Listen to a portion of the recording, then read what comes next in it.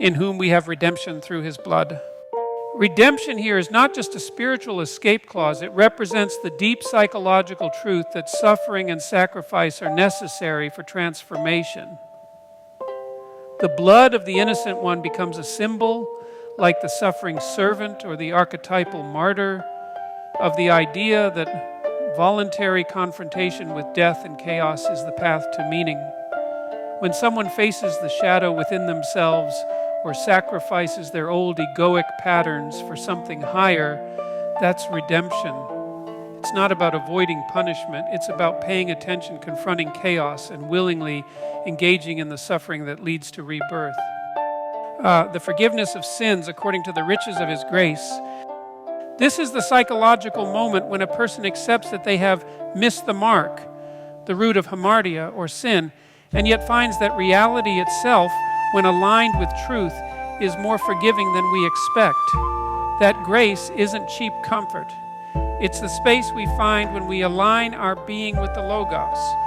Truthful speech, voluntary sacrifice, and meaningful action. Forgiveness isn't the removal of consequences. It's the reestablishment of order from chaos, wherein he hath abounded toward us in all wisdom and prudence. This points to the process of insight, wisdom, Sophia, and prudence, phronesis, as emerging through suffering and moral striving. The pattern of redemption isn't abstract. It's personal, lived, and deeply practical. Wisdom isn't merely having the right answers. It's aligning yourself with what's most real and most meaningful, and acting in a way that respects the constraints of existence, having made known unto us the mystery of his will. The deepest truths aren't fully articulable. They're intuited, acted out, and gradually disclosed. The mystery is the unconscious telos, goal, that reality is moving toward, something more known in the body and spirit than through propositional knowledge.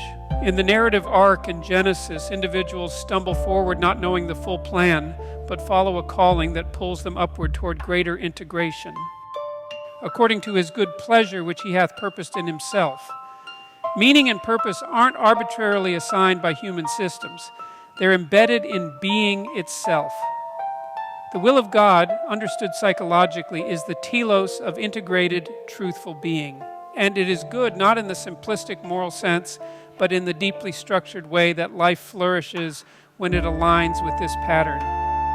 That in the dispensation of the fullness of times, this speaks to the pattern of history itself, that as consciousness evolves, the development of the self-aware logos, we approach a more integrated state, individually and collectively. This is the idea of time unfolding not randomly but towards something like Jung's idea of individuation playing out on a cultural scale.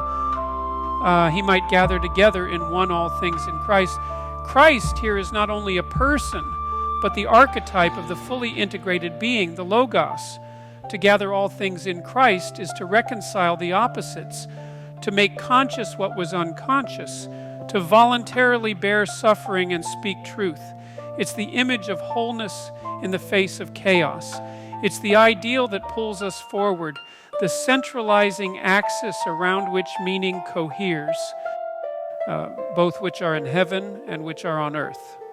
This would speak to the integration of the abstract heaven and the concrete earth, the metaphysical and the psychological. This is the union of the known and unknown, the order and chaos, the masculine and feminine. Integration means the boundaries between above and below are made coherent and unified, not dissolved into sameness, but harmonized into wholeness. Even in him, this isn't abstract theology. It's a call to become that kind of being yourself. To put on Christ, as Paul will later say, is not to fake being moral, but to become integrated, to sacrifice the false self and allow something living, truthful, and aligned with being to take its place. In summary, this is the story of the person who faces suffering voluntarily, speaks the truth, aligns with the highest they can conceptualize, and in doing so finds redemption, not just for themselves, but for the world they touch.